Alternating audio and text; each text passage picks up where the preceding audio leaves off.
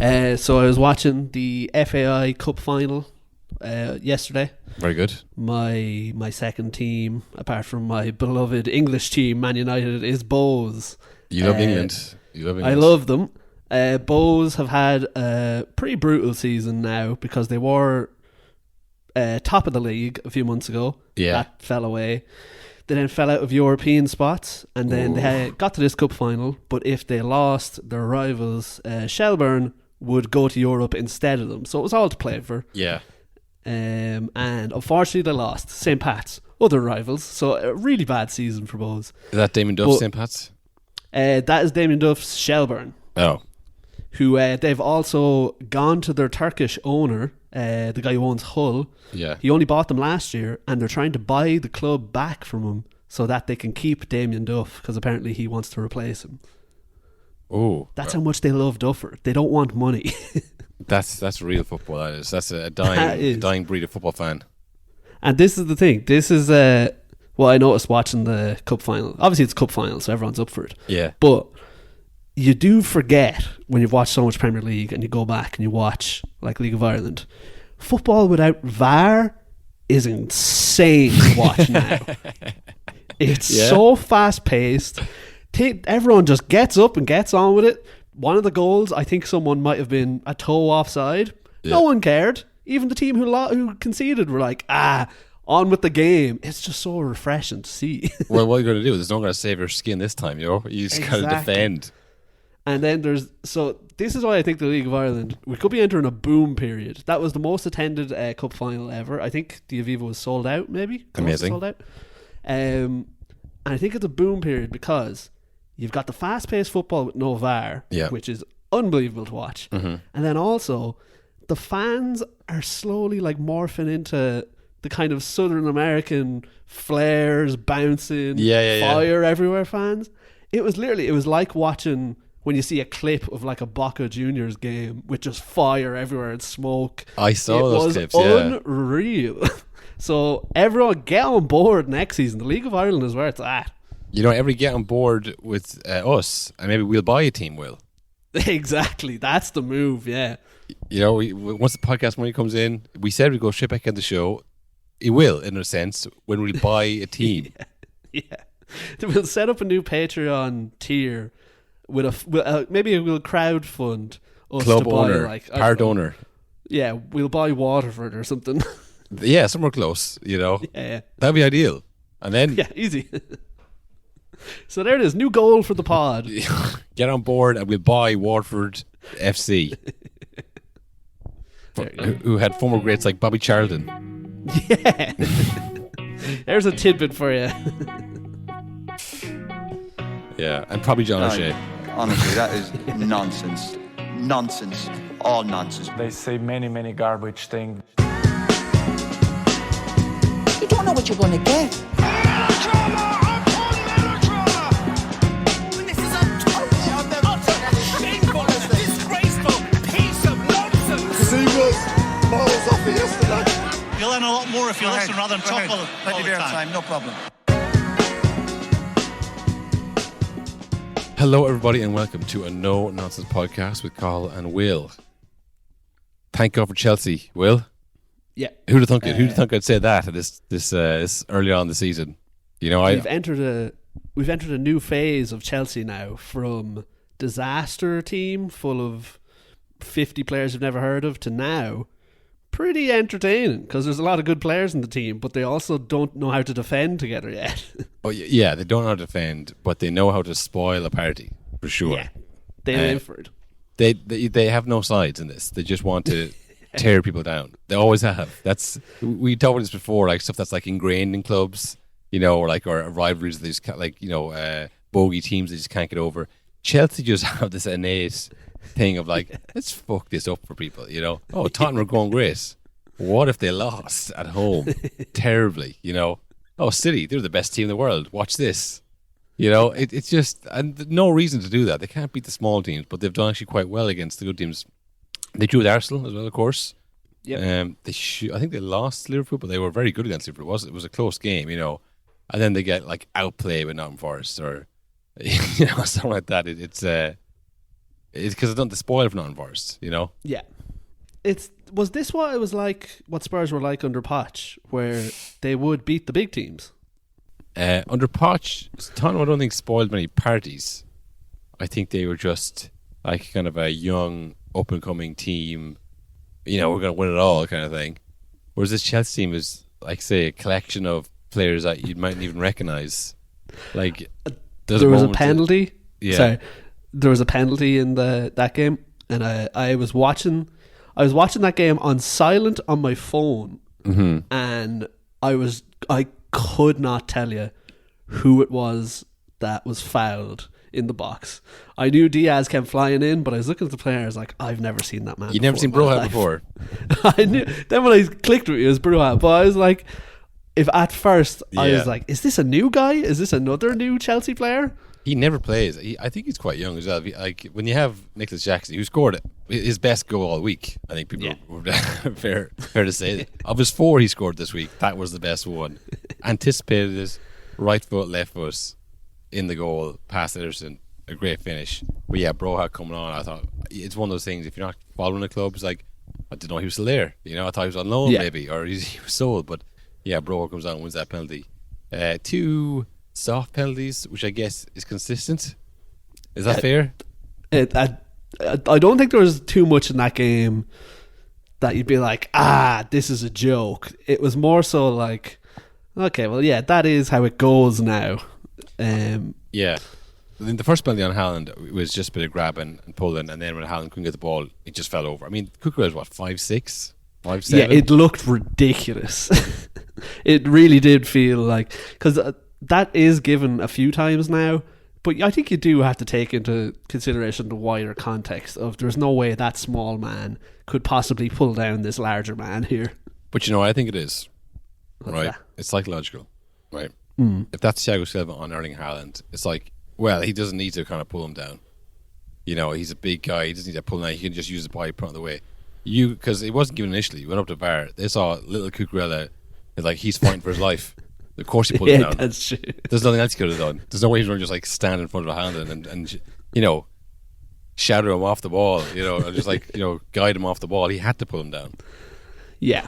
But yeah, I think in the rules of the game, Will, he had hands all over him. He goes, it's the going down for me. Yeah, It's exactly. It's like hands on the all over him, fine. But Haaland had to hold it, Cucurella as well. He goes to the ball. Then we skip over this bit in the middle and we move straight to he goes down. It's like, well, you know, how does he go down? You know, does he go down with one arm up in the air already appealing, which he did, or does he go down? Is he pulled backwards? Is he pushed forward? No, he just goes down, and that's vague enough to say, well, logically then he was pulled, he goes down. He must have been dragged down or pushed down, but he wasn't. He just fell down. But yeah, I guess the only thing is that. Yeah, you would see another player do that, and they say, yeah, nothing, that's play on. And especially because he was nowhere near the ball. He clearly couldn't get the ball and went down. But, yeah, I mean, look, it doesn't really matter, does it? Because I think the Broha penalty, yes, slid in. Didn't get that's probably more of a penalty. The Chelsea penalty is probably more of a penalty than the City penalty, I think. Yeah, I mean, Diaz, it was funny though, because we were talking about like how Chelsea just seemed to get in teams' heads. You'd never see Diaz go flying in like that in any other game. Yeah, well, it was a mad game. It was, you know, those United teams, the Ollie teams that used to beat the Pep regularly. Yeah, every time. Because there wasn't much like kind of tactical, we're just trying to play in between behind you here or pull you here, pull you there. It's like, we're just going to run right at you and see what happens. It's like, whoa, Yeah. you know how to do that. That's way too direct. There was a bit of that with Chelsea as well. Like, every time Mudryk gets on the ball, you can see the quality that he has. Yeah. It's like, oh, this guy, he might be the most confident, or he may not even want to be here, or even in this country, but he is pretty good at football. And like Sterling and Cole Palmer, obviously formerly of City, both kind of left unceremoniously, but kind of like your surplus requirements, kind of. You know, you can head on, lads. There's no one gonna stop at the door. Say, Raheem, wait. You know, you can walk out there and no one's gonna say words because we'll get someone else in. Yeah, there's 5 lads in the wings already. Like, I think that the thing with Sterling was that he was 27, 28 now, and they're thinking we either extend and we give him a massive contract, and he'll be over the age of 30. He isn't that efficient. Maybe we try someone else. And then Cole Palmer, he asked to leave, and they said, "All right, off with you."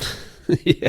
So, in different You're ways, a disgrace for asking to leave. Get out. well, Pep came out with both those guys. Pep revealed this to us before the game that he asked to leave, and he said, "Well, look, Riyad Mahrez is left now. There's an opportunity to play 15 games in the end of the season."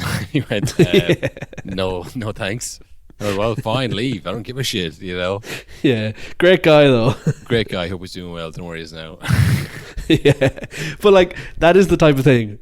Why would you say that before the game? Why would you be like? He was asked, I'd say. He was asked. But it just seems like you could have gotten away without riling up Cole Palmer. Do you know what I mean? Without being like, yeah, he had an opportunity. He wasn't up to it. Really, he didn't want it. He didn't want to be a part of a treble winning team.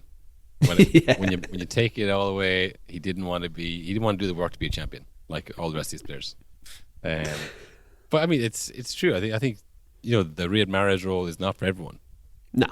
He went from player of the year to what he was at City, like literally PFA player of the year, and then like played 20 games a season in the Premier League. Yeah, he won everything. He won multiple league titles.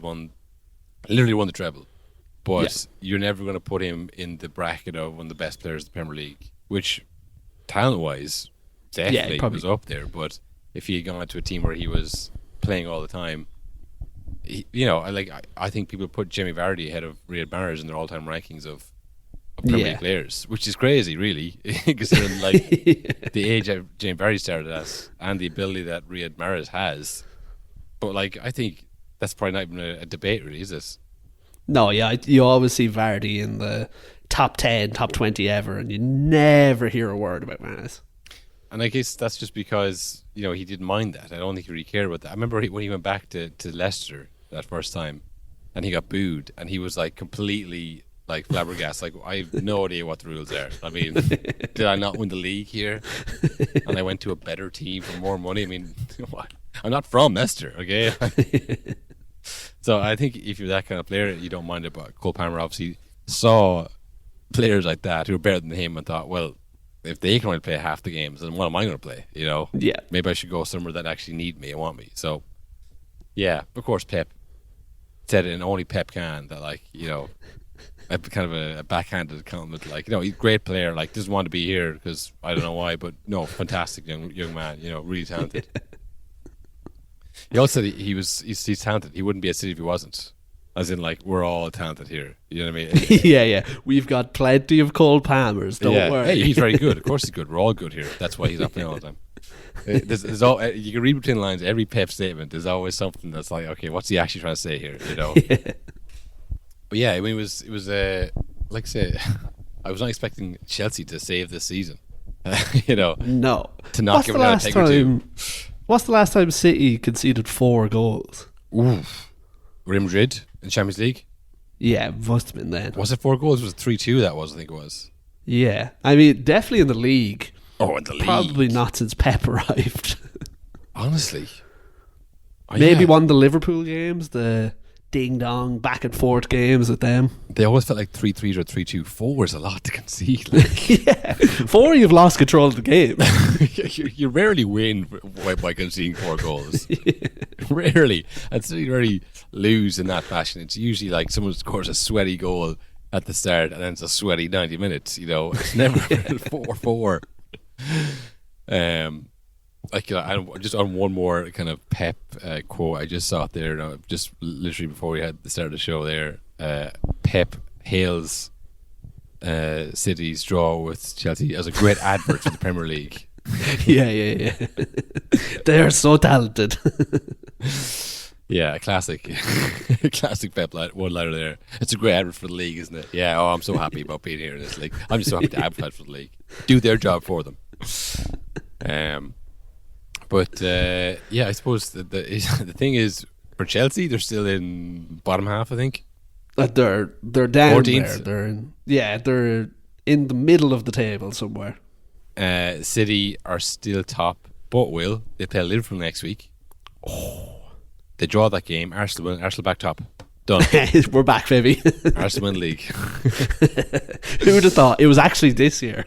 It is pretty funny. My first absolute of the year, City win the league. A no-brainer. City draw 4-4 with struggling Chelsea. It's like, Immediately. immediately, it's like, no. It was the same with the PSG one as well. I'm pretty sure they lost their first game in the group stage. They have had their worst start in the League One for years after I said they're going to win the Champions League, and then they lose to Newcastle, lose to fucking AC Milan. It's all falling apart. But like we said, this is the time of the season where these results do happen to City. Maybe not 4-4, but Yeah. they do tend to drop a few points around November, October, and it's after January is where it kicks off. Yeah, no, they this is their time to kind of play around with their whatever system they're employing this year.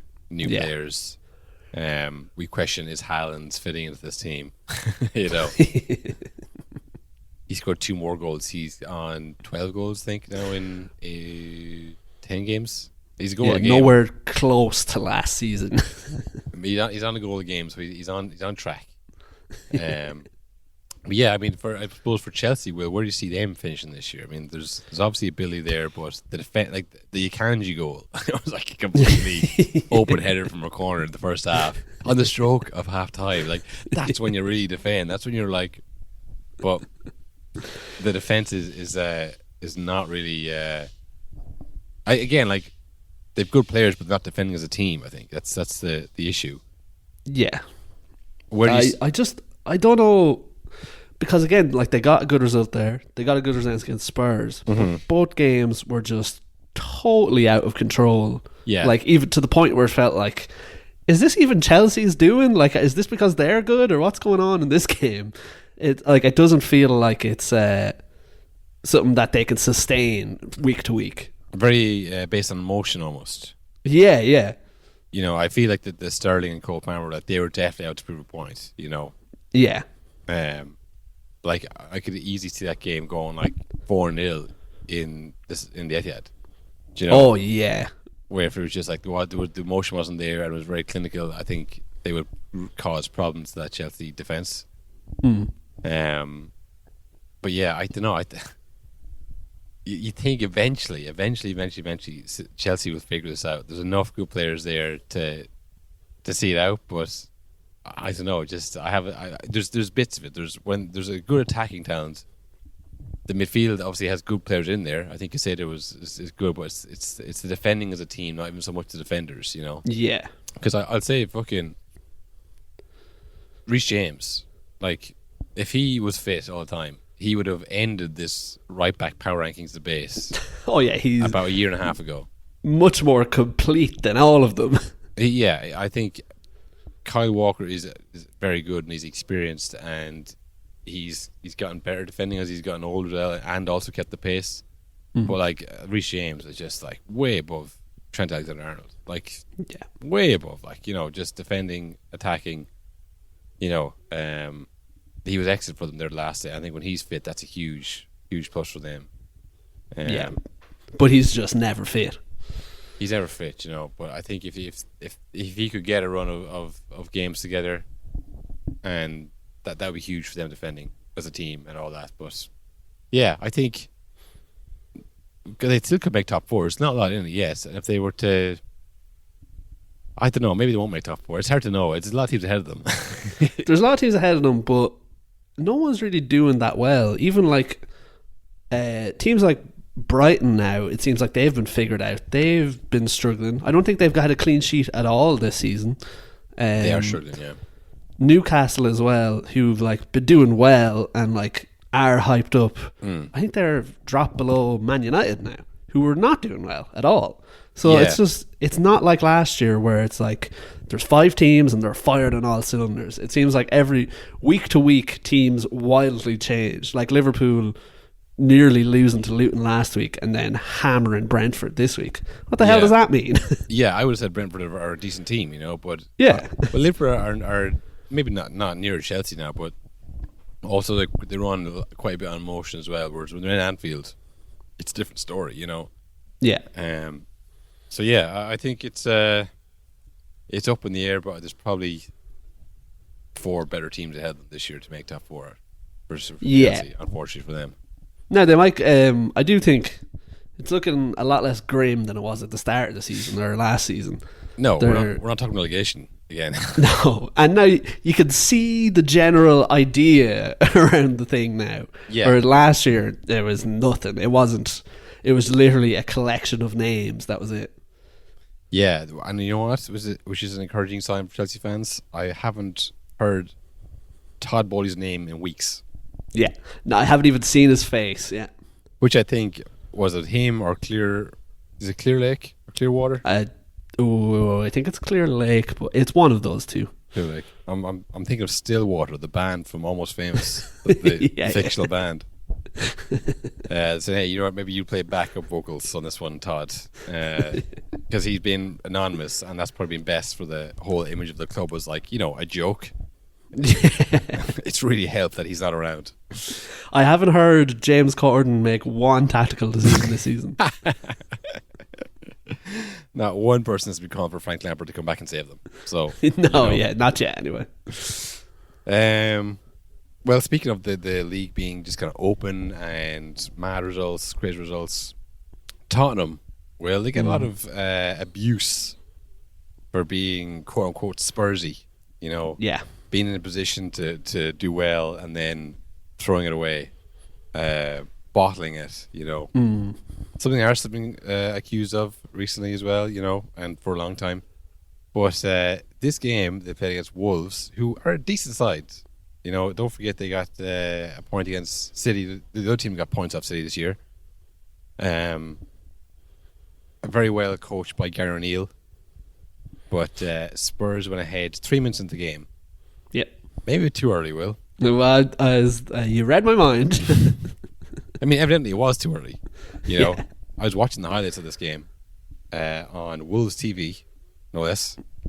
Now I don't know. Well, I didn't watch, like I said, I didn't watch the whole game, but from the highlights on Wolves TV, it looked like Wolves had all the chances. Yeah. That might be a Wolves TV thing, but I think that was the case. There was a few chances for Spurs, like kind of breakaways. You know, like Wolves were like pressing; they were the aggressors. They were getting chances. They couldn't finish their dinner. Now that's the main problem. And I was watching this game thinking, if only they had signed a striker this summer, they'd be so much better off. They've all the pieces together. Apparently, they did. They signed Cunha from Atletico Madrid for 50 million euros.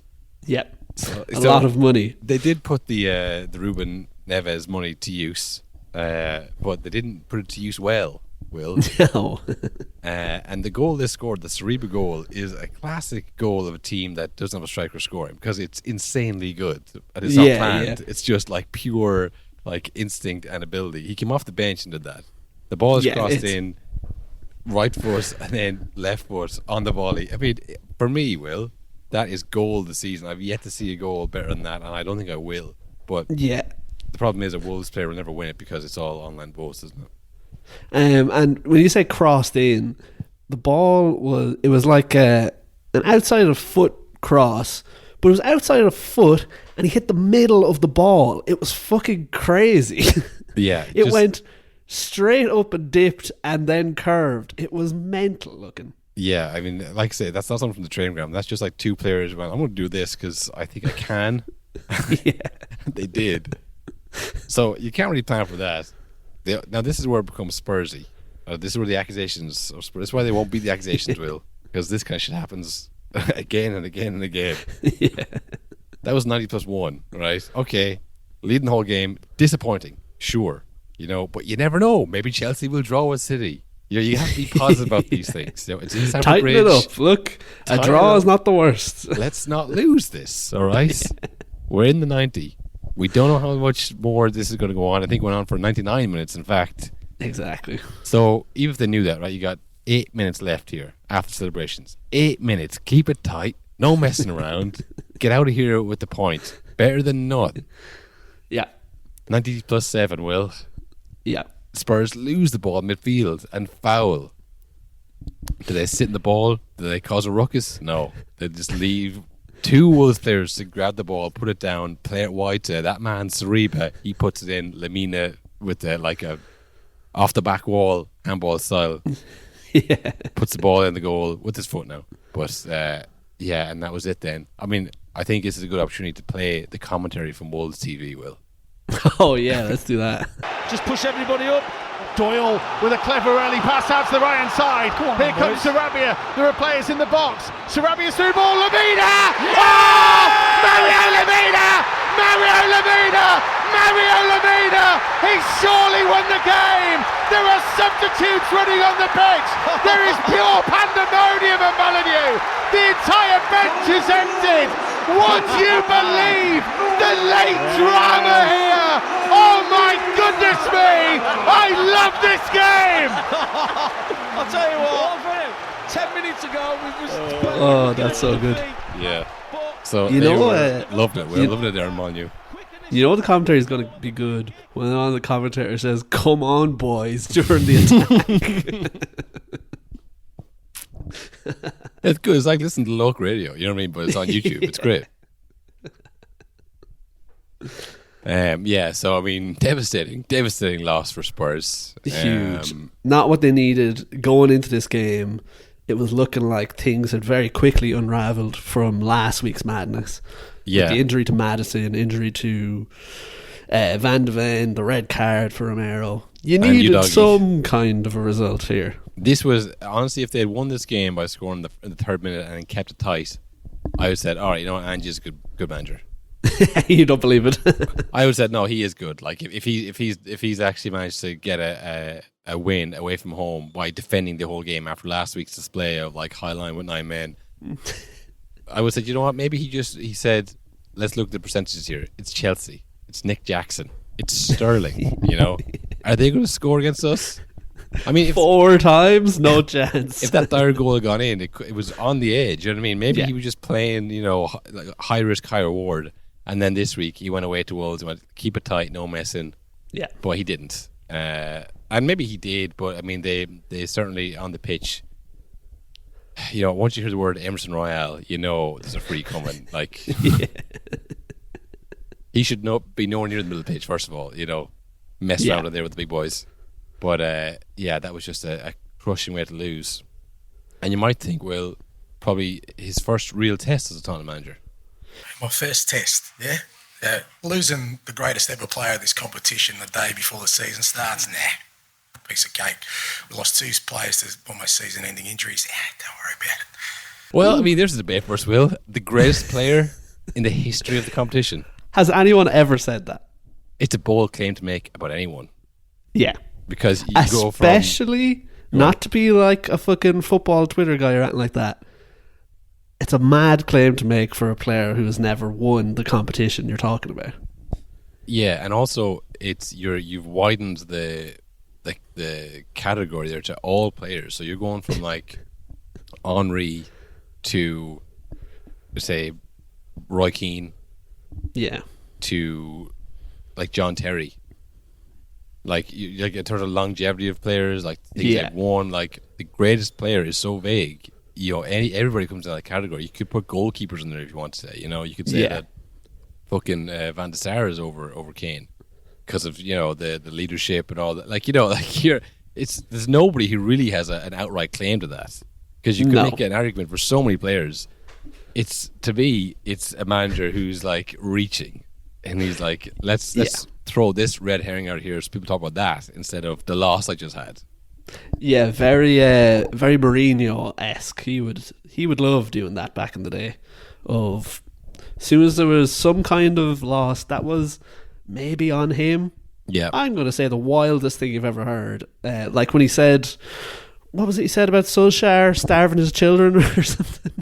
I forget what that whole back and forth was. I think we have the clip archives somewhere. But was that bread is bread? Was that one, or was that a different bread one? is bread, cheese is cheese, which I think is a Portuguese saying.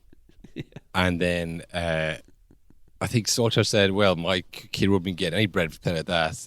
And then Mourinho said, well, I don't starve my children like Mr. Solskjaer. I feel like, sorry, what was the score in the game? I forget, because that was obviously Tottenham and United playing. Yeah. I have no idea what the score in that game was, but I remember the bread. No memory. Cheese. Yeah. Fucking hell. Like, that's the kind of thing. But it's interesting because, like, say Ferguson would say something like after they lost the game, like, what about that ref? What was he doing? And then people be talking about referees. This is a strange tactic where you compliment someone while also saying that this is also bad for me.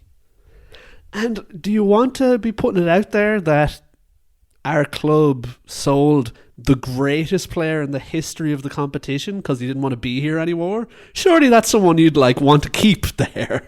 This is why I feel like it's a desperate enough move, because it isn't really thought out. There's a lot of things that you can intimate from this. You know what I mean? It's like, is it Tottenham's fault that you stole the player? Are you giving out to Daniel Levy? Are you giving out to the club? Or are you saying that you did an impossible job?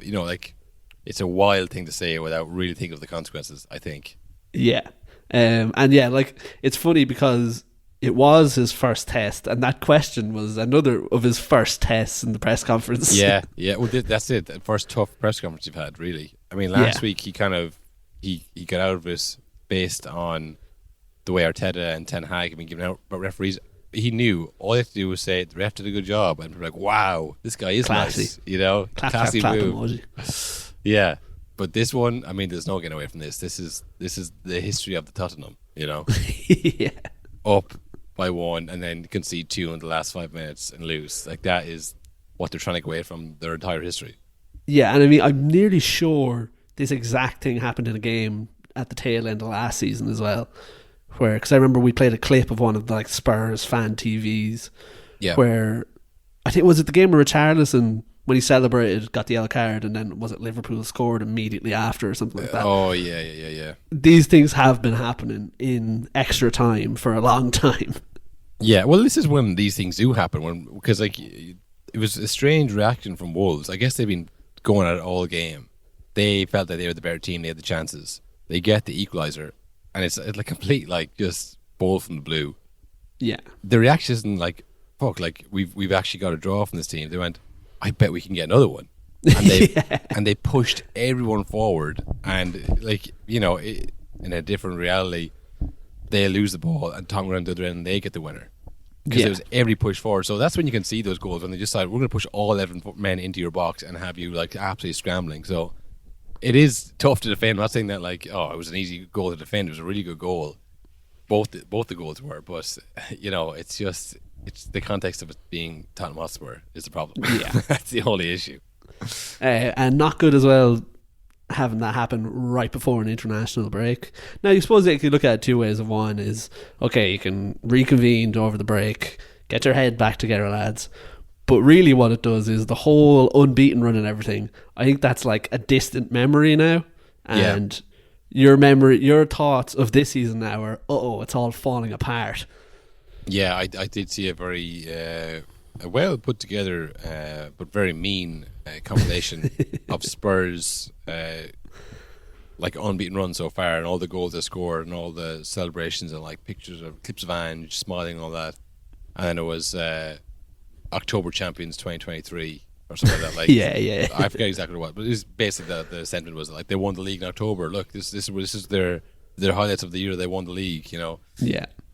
And then in brackets, they didn't win the league, those kind of memes, Anyhow.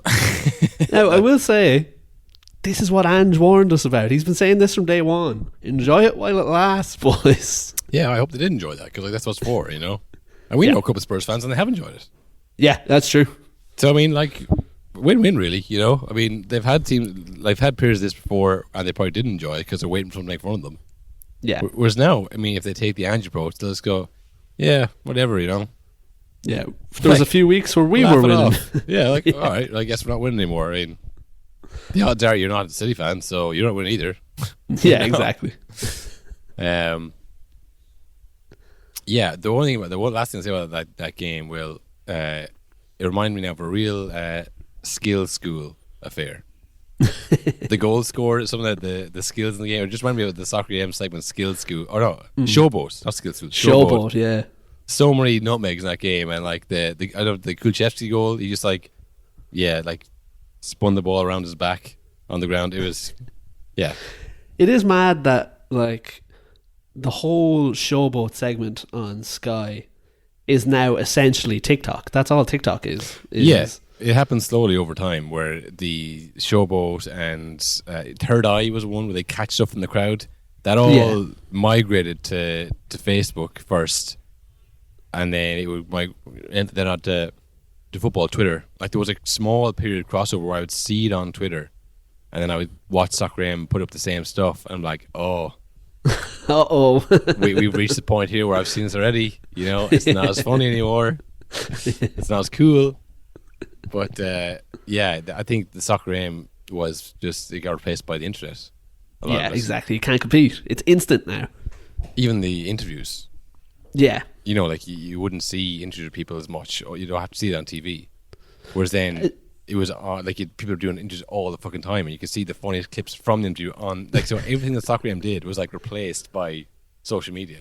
And now it's funny as well. Is Social Saturday. They realized that, and they went, well, let's just fucking lean into it. It's now, that's all, like Sky Sports is Soccer AM all the time. Like that's what their coverage is. It's like if the Soccer AM crew were covering the games, like the punditry.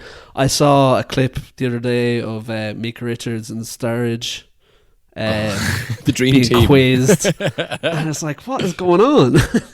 I saw the first reel I saw actually of like punditry in the old days versus punditry today.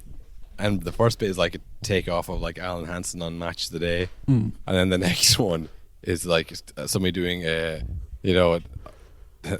Scouse accent. We won't say who it is. And then someone else screaming and laughing and screaming and laughing, and then they just start throwing bread at each other. And it has a Champions League in the background, so it's fairly obvious who they're having a go at there. The NBC coverage is basically just like Carragher and Mick Richards just screaming at each other about some joke, and that's where it's all gone now. It's all just like punditry for what feels like 10-year-olds, but I guess just dumber adults. I don't know. I don't know. I think it is the younger audience though, because like you always see YouTubers, all over the games now. Like, especially before the games, they'll always interview like fucking Chunks or something, which is like there's no way the average match going fan is fucking wants to hear Chunks' opinion on the game. It's funny because like the Chunks of the old days was Tubes. Yeah, exactly. Yeah, and Tubes was relegated to like silly segments. No one's actually gonna ask Tubes, and then now Tubes is like being the presenter on some of those shows. Yeah, exactly. And also, Chunks is a millionaire, and Tubes was just a guy who worked a 9 to 5, like in production in Soccer AM, and then also had a segment on the show, which is pretty good. So I say Tubes like interviewing these guys, giving their opinion. He's like, "You were me, and you are a millionaire, and I paved the way for you." Where did I go so wrong? Well, he was just first. He's literally just by being older. He's like, well, I could do what you do, but I had to do my thing first to pave the way for YouTubers to come on and give their actual opinion on tactics and games, and she was just sitting thinking, I know more than you about this. Here's a question for you. Who's watching the Social Saturday thing? Well, I never kind of stick it on. I don't it's a funny one because like Sky is very expensive. It feels like people of an older generation or people who are just doing really well who can have Sky just taking money away from the bank account in the background and going, whatever, it's just a direct debit. £80 a month, who cares? Yeah. And then, but it's aimed at people like in their like mid 20s, kind of early 20s. It's like those people are the ones who stream the game on Twitter. Exactly, yeah. So who is turning into Social Saturday, I wonder? And because like if your Social Saturday is obviously set up to pull clips from, but if that's the case, why put it on TV at all? You know what? Well, I figured it out. Just there when you're talking, I figured it out. People who are older and have money and they have Sky and BT and whatever, they're kids, teenagers. That's true. That's why teenagers it is aimed at kids. Kids. Yeah. The only people who can afford Sky is parents, and who has kids? Parents. We've cracked the code. You know what parents are, right? What do parents have? Kids, obviously. What do kids have? Parents who have Sky. Who buy Sky? The parents. See where we're going with this? I figured you out, Sky. You get money from people who pay for it. I've cracked your fucking code. We cracked it wide open. We should do that too. We should get some money off people who pay for this. That's the type of thing we should be doing. It's a simple game, isn't it? Aim it at people who have money who'll then spend it. who have money and who want it for their kids. We should be targeting this at adults and then have the content for kids. That's pretty much what we do. All the clips are very colourful. And then it's called a no-nonsense podcast. Like, they're probably like adults, like, yeah, finally, none of this kind of Saturday social crap, you know. And then we get on and we go, right, one or the other, who's better? I will say we absolutely shot ourselves in the foot calling it a no-nonsense podcast. The longer I go, the more I realise that I'd say there's so many people who turn this on and 5 minutes go, this is the exact opposite of what I wanted. It's ironic. The name's supposed to be ironic. Yeah, we started this podcast, we were 27, you know. We were just steeped in irony, you know. The last possible time in your life you can call yourself young, unless you die. Yeah. So we were steeped in irony, and it was very cool to do that. Now I feel kind of silly doing that. We should call it Footy Boys or something, you know? Yeah. Casual football podcast would have done. Armchair Pundits, which is a name I looked up, but it was only taken.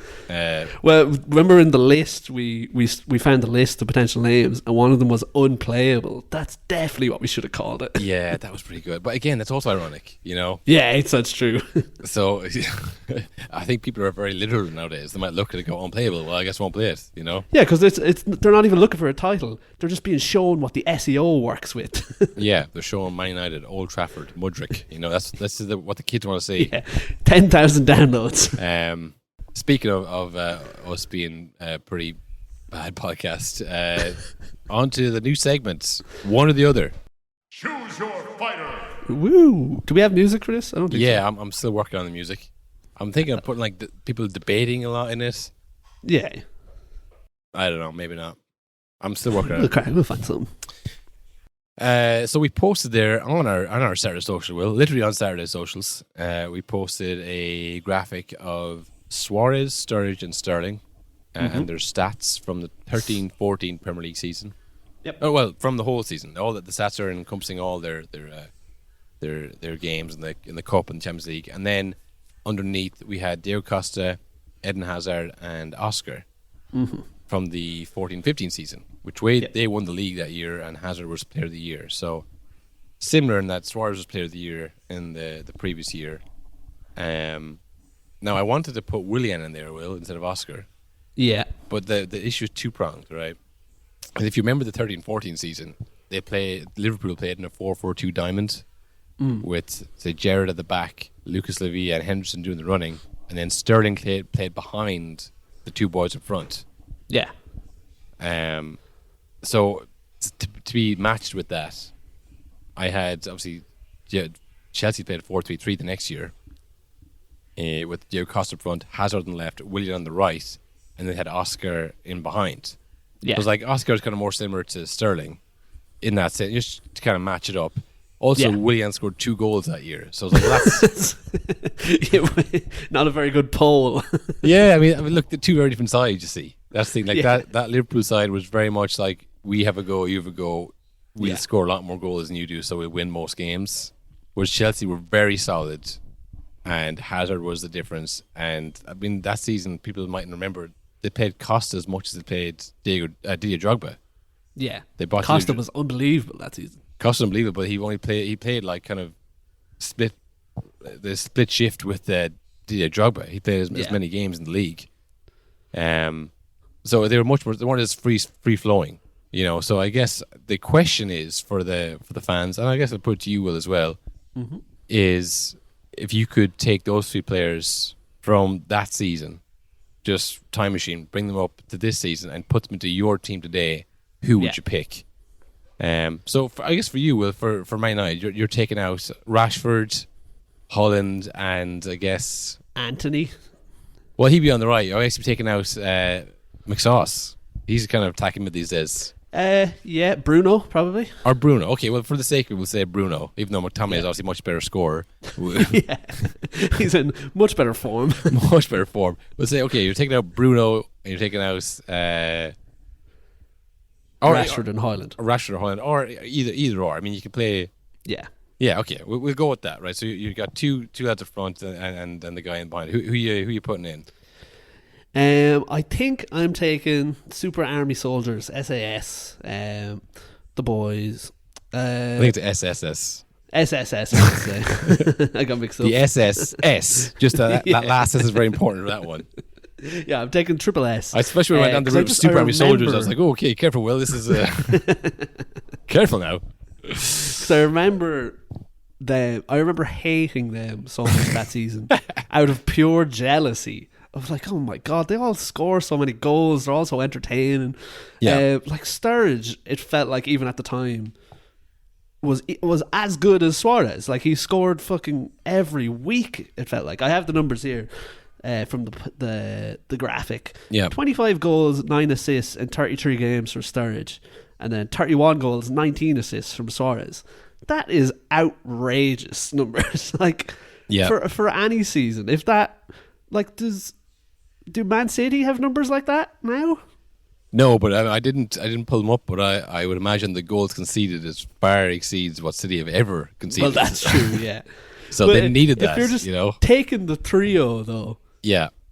Like I don't know. Yeah, I would take Sterling, Suarez, and Sturridge just off the back of my memory of seeing them every week and being like, oh my God, why do Liverpool have these three lads? Why are these lads not playing for Real Madrid in this exact system? And I did love Chelsea as well. I loved Diego Costa. But yeah, it just felt like Chelsea was more, the whole team was involved. I think you could replace some cogs in the trio and they'd be just as good. Do you know what I mean? Yeah. Whereas Liverpool, it was those three. That was it. Fair enough. So you'd have Sterling in behind then as the number 10. Yeah. At 19-year-old Sterling. I removed some of Sterling's stats because they're in the Premier League 2. That's even more insane. He started that year as like reserve playing in the second under 21 Premier League. I think he scored like 3 goals in one game. And then, get this guy in the fucking first team. You know. But yeah, I think for me, Will, just for old time's sake, I would love to see Prime Hazard in the Arsenal side. Because he was suited. When he was coming from Lille, he was like, the classic transfer rumor of like Chelsea, Man United, and Arsenal are all interested, And I remember looking up his like stats or tricks and skills 2010 for Hazard. I was like, this guy is unbelievable. I love going to Arsenal. And then he went to Chelsea and just like continually punished Arsenal for not getting him for years, So I would love to see him in there. I mean, I guess you're taking out Martinelli. Jesus. No, Martinelli. Oof. Odegaard, I guess, is it? Yeah. Oh, man. Taking out Martinelli, Odegaard, and Jesus. I mean, listen, I'd have Diego Costa ahead of it, Jesus, or Suarez, say either one, Yeah. Hazard instead of Martinelli, I think that's a no-brainer as well. Yeah. I think Martinelli might go on to be good, but I mean, if you're taking that year Hazard, he was so good. I would love to see him playing in that Arsenal side. Then you put Oscar instead of Odegaard. Is it enough of a net gain to bring in Oscar for Odegaard? But you do have to think Diego Costa would be exactly what that Arsenal team needs up front at the moment. He might be too much trouble. He was a great finisher and he was very physical in the air, and that's something that Arsenal lack a lot. Yeah. I think that's why they're looking at Ivan Toney because he's a bit more physical. But yeah, he would suit the Arsenal team perfectly. I think Suarez, you couldn't go wrong with him either, to be honest. I think he would add a lot of. I nearly said it as a joke. I nearly said it not as a joke, but then as I said it, the joke came to me. I was about to say he would add a lot of bite to that Arsenal team. Oh, good stuff. But I didn't mean that. That's the type of stuff we should be saying to get the kids on board. I just said it as a cliche rather than a mean thing to say about Suarez's history of biting people. Which he has. Which is there's video evidence. He's done it twice. But yeah, just on a side for Oscar, because he's a strange one that he went to China years ago. And he's still there, Will. He is, yeah. This actually reminds me, I meant to bring this up last week. I saw Fabrizio Romano posted a graphic from the Chinese league the other day. Yeah. That it was like something from another dimension. It said Marwan Fellaini retires at whatever club he's at, Beijing Guan or one of them, a legend of the club, and it showed like a big tifo of Fellaini and like flares and him waving to the crowd. Yeah. Apparently he's like a god over there. I'd say so. I mean, like, if you give enough years to a club and you're really good, I mean, that's all it takes, you know, regardless of how good you are versus the competition. I mean, you're still a legend of the club, you know. So like, I wonder, is Oscar the same at his club, where Well, like he's to them he's their guy? He's been at the same club since 2017. Well, yeah, that's a long time. Like, a long ass time. He's only 32, so he played his best years in China. it's so mad. Played his peak years in China. Hasn't played Brazilian years. You know, just gave it all up. You know, just for the money, which I respect in a way. You know, because a lot of people would say they would sell out, but you know, no one quite does it like this. Like, it is funny. It's funny to see that. Like, obviously he did it for the money. You know, gave it all up. Do you think he's heard about the Saudi Arabian league? He has, but I mean, he's been there for what, 5 years now? Like 2017, almost 7 years now. He's probably on like average good Premier League money now. Maybe, yeah. I'm sure he's being well imbursed, but I mean, he's still doing well. That's the thing. You know what his stats are this year in the Super League? No. 30 games, 9 goals, 15 assists. That is better than his 14-15 Chelsea haul. It is. He's in better form now than he was then in the Chinese league. Yeah, I think that's, you know, he feels to me, Will, like an Arsenal player of old. This is what people made fun, like during the banter era. Yeah. Didn't want this. You know, mentally weak. Like, wasn't up for the scrap. And I mean, he's proven that he really doesn't care about the scrap. Doesn't really care about he went to China years ago, never came back. A lot of them went over there for the money, broke their contracts, you know, really disrespectful stuff, but they came back, you know. Yeah, as soon as the money was gone, they're like, fuck this. But he obviously liked it there, got settled. He's like, yeah, I mean, what's the point in life if you don't enjoy it? You know? Yeah. So I think if you take him out, I think it actually might be a net loss. Because Arsenal have had good strikers over the years, but it's the midfield and the personalities in the middle and the defence maybe that, you know, brought the whole thing crashing down. So I think I'm going to choose. Fuck. Yeah, you know what? I think I'm still going with Chelsea, to be honest, in our side, and just hope that we can.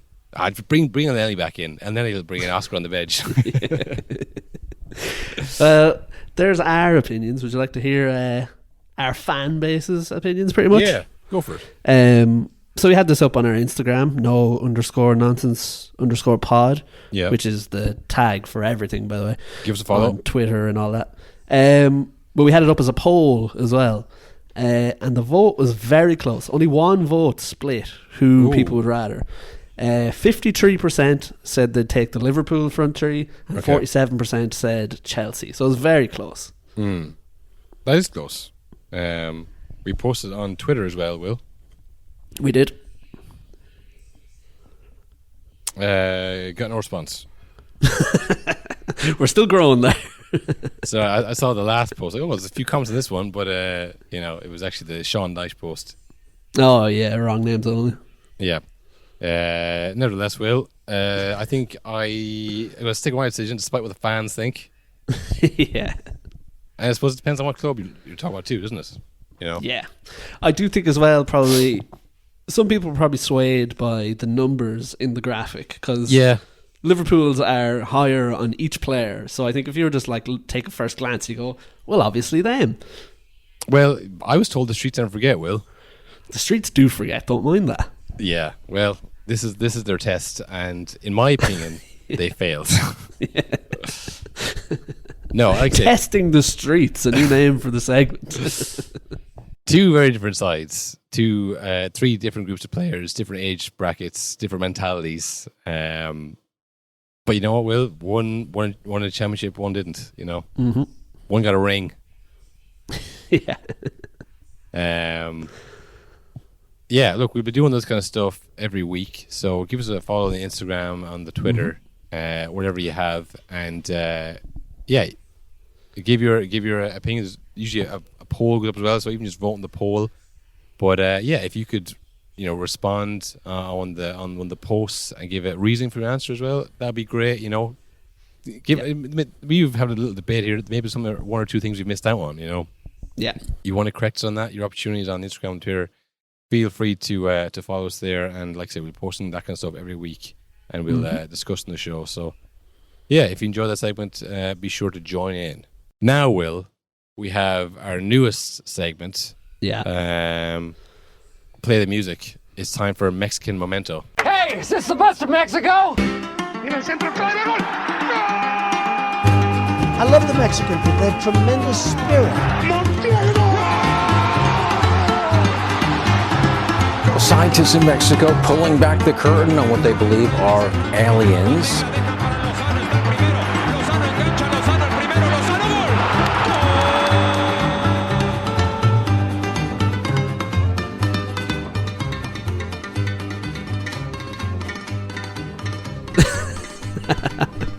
A visual gag just for me. That's right, visual gag just for you, Will. I mean, Cahill has donned I can only describe as a sun hat. Yeah, it's a beach hat, Will. It's a straw hat, and it covers me from the sun. It's getting quite high in the sky now. It's only, time is it? Fucking 20 to 11 in the morning, but it is bloody hot. You might have noticed, listening actually, some bird song and outdoor noises, because Kyle is literally it's like he's doing this from a green screen of Mexico.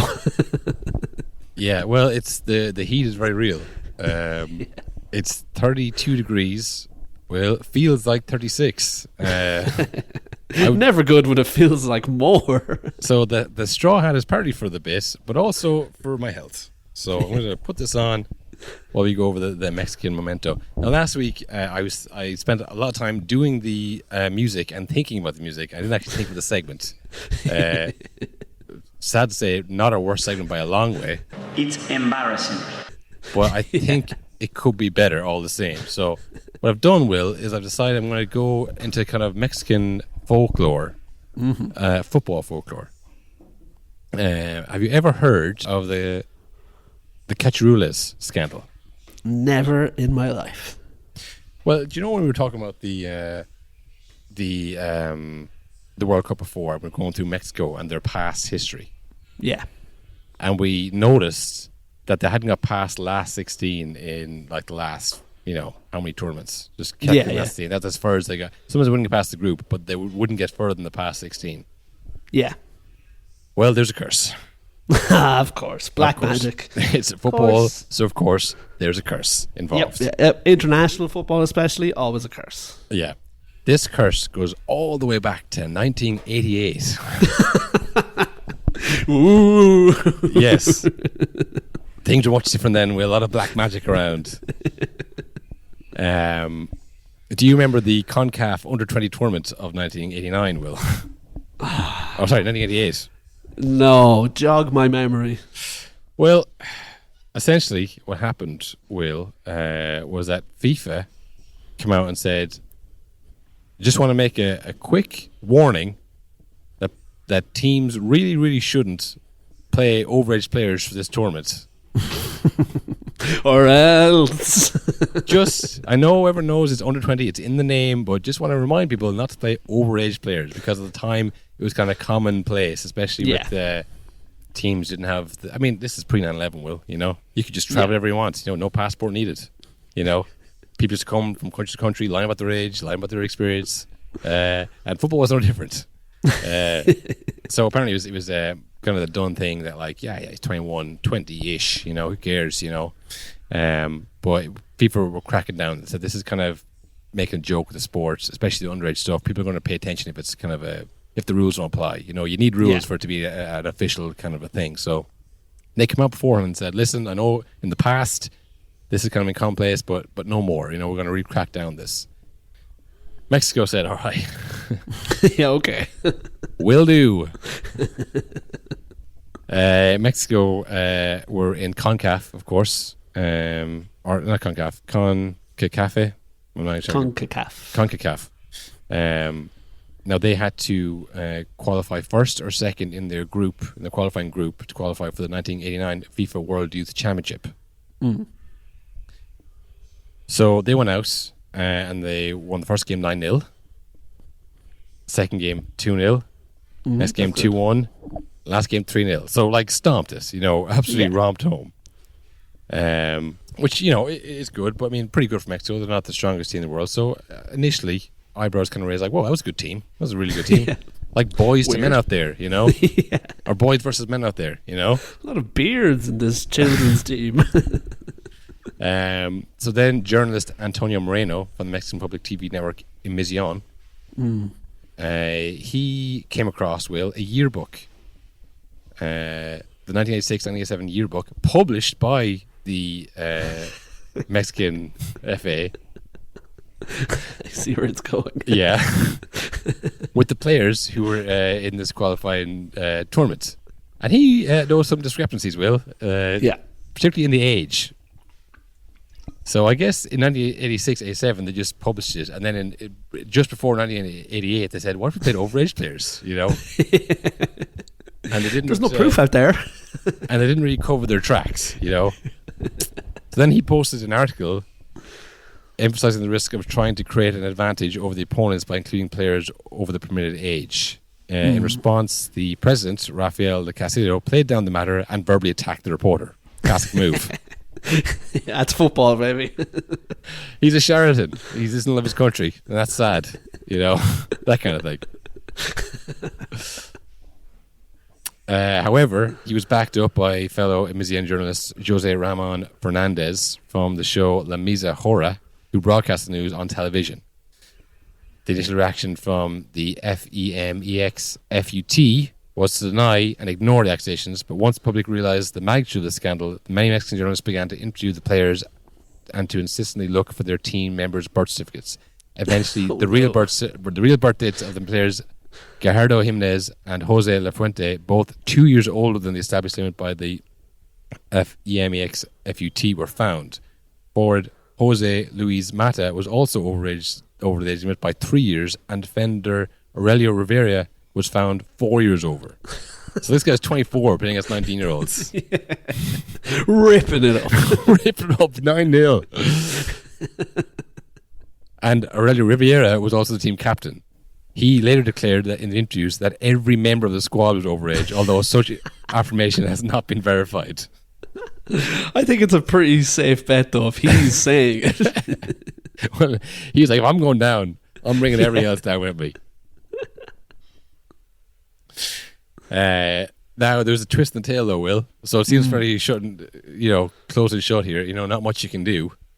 It looks like you've been caught. However, the CONCACAF president, Hakeem Suarez Terzanas, was Mexican. And he did little to no effort to attend the matter of these allegations. So he turned a bit of a blind eye, but it doesn't seem to be anything to be. But thankfully, Will, the land of the free and home of the brave got involved. The US Soccer Federation, who are also in that same CONCACAF. Yeah. CONCACAF. They made a complaint to it. They kept pushing the case and making it public information that we've been cheated by these Mexicans essentially. Again. They're come over here taking our qualification places. Yeah. And literally they did. And also the Guatemalan Football Federation, which is where the competition was going to be held. They also protest, so it gathered pace then. And so they did their own independent investigation, and the ages were verified, and it all came out, and they got done. So then, on the 19th of June, 1988, CONCACAF determined that the ages of the four players were in fact false, and Mexico was disqualified from participation in the Saudi Arabia Youth World Championships. Furthermore, several officials were banned for life. Ooh.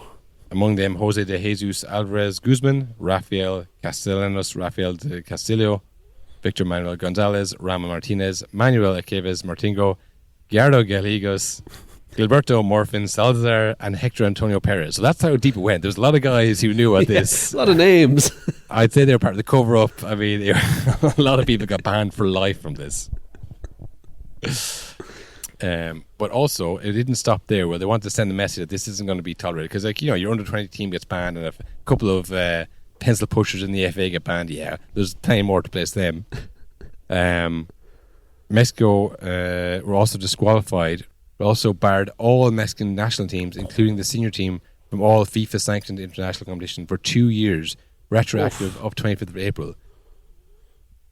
This penalty not only disqualified Mexico from the 1988 Olympic tournament in Seoul, but also meant they were banned from entering the qualifying phase of the 1990 World Cup in Italy. And that, Will, was when the curse was born.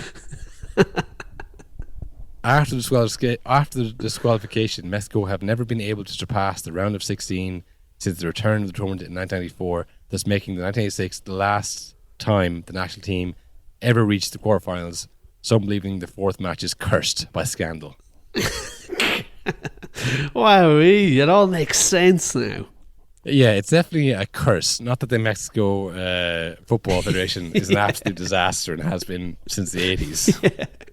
Not that, a whole team of youngsters were absolutely ruined by scandal. Yeah, not that the entire system is just like draped in like corruption and cheating and like. No. It was black magic. They've been cursed now. FIFA put a curse on them by disqualifying from that competition. So yeah, I'm learning more and more about Mexican football by the day, Will. And as I do, I will share with all of you in this new segment. Whoa. Mexican Momento. Hey, is this the best of Mexico? I love the Mexican people. They have tremendous spirit. So, as we mentioned there, Will, we have international break coming up. Yes, what is surely the last of Stephen Kenny's reign in Ireland. Kenny's swan song, Kenny's kids, now in their mid-20s. It's been real, I suppose. It's more of a kind of a celebration, I think. It's not a sad thing, Yeah. Thank you, Kenny. That's yeah. That's how we feel. And before we go, Will, I think a word on Sean Dyche. I think the first ever inductee into the No Nonsense Hall of Fame, if I remember correctly. Yeah, a Hall of Fame was forgotten as the Premier League Hall of Fame, I think. Yeah. You know what it is with Sean Dyche was that we said it before that he's going to come in, make it solid, and then they're going to find someone else to make them better. Mm-hmm. I don't know why I thought that, but I must have heard Sean Dyche actually saying that exact thing. Yeah. Will you play the clip? Play the clip. I think we need to collect it all back together, realign it, get us back on board, get the fans connected to what we are as a team, to what I am as a manager. And then there'll be another day when hopefully I'll put enough things in place, if I get my time here, when a fashionista can come in and they'll all have a beautiful product. It's amazing. Fashionista, I'm pretty sure that's what he said.